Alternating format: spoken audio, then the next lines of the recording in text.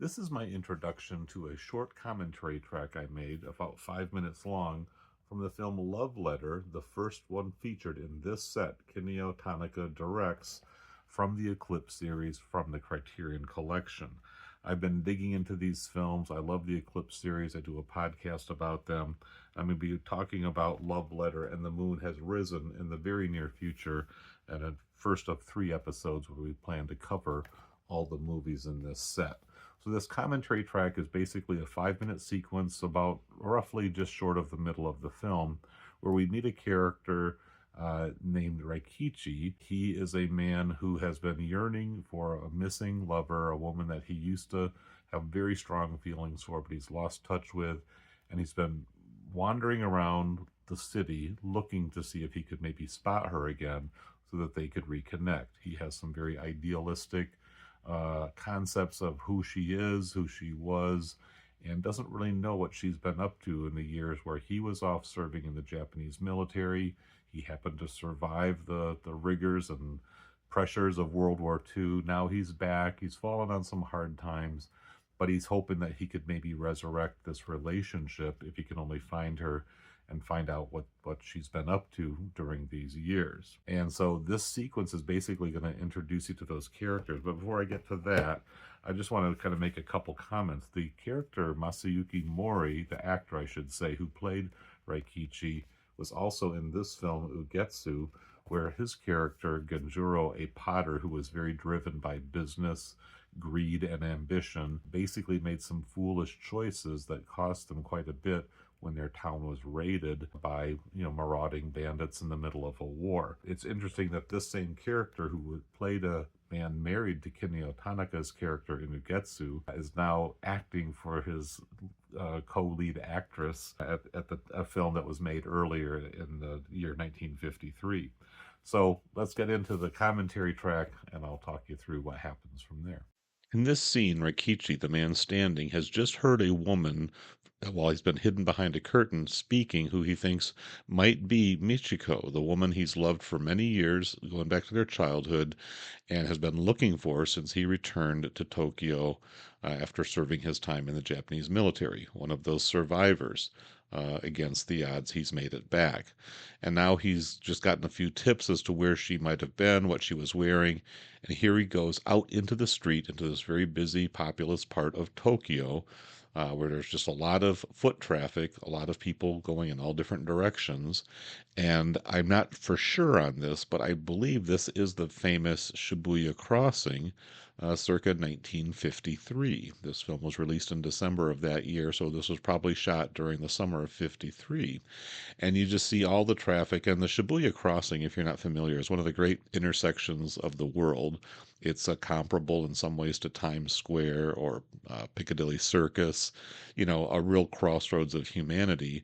And the reason I think that this is Shibuya Crossing is that he's about to run up against a statue of a dog that's, there's kind of a famous story. I don't remember the name, but it's the dog who's been waiting faithfully for his master, even though the master had died. There's the statue just now. You saw that. And I actually have a bookmark for the Shibuya Crossings on my TikTok live stream. I'll just take a look every so often to see what's happening at Shibuya Crossing. And of course, it's just lots of people and lots of vehicles. I don't know how they coordinate it all, but just lots and lots of people crossing from one side of the very busy intersection to another. So now we're down into the subway or the train system, and there's Raikichi continuing to chase after the woman. She's been described to him wearing a checked dress with gloves on, and you can see her from the back.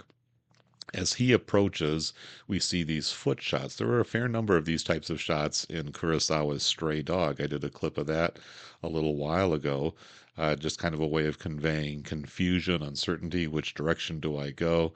So interesting to see that technique used in films from a few years apart in Japan. And now you've got the tension. As the characters have made eye contact, can she get out of the train in time? Can he weave his way through the crowd before being swept up with the masses? Well, they do get together. Beautiful framing, how she just slides in there, and then watch this. The subway car door, she's blocked for an instant, and then the train pulls away. a little Vaseline on the lens, and we see a flashback to when Reikichi and Michiko were just children, and you can just sort of see the connection there. The beginning of their childhood friendship, which eventually turned into a romantic longing, but a marriage that was denied. She was pressured not to marry Reikichi because he was a military man, and Japan was at war. So her choice was to, under some familial pressure, especially from her father, to marry a conservative businessman who would do well and represent the family. She yielded to that, but then the guy died. And so you just see these beautiful images, though, of childhood happiness and simplicity. I'm giving plot points away, which I shouldn't have. But, anyways, this is the kind of the recap of what's behind this intense longing for Michiko that Reikichi has been expressing since the beginning of the movie. And this is about 40 some minutes into it. Here's Michiko as a pious, traditional young woman paying her homage at her mother's grave.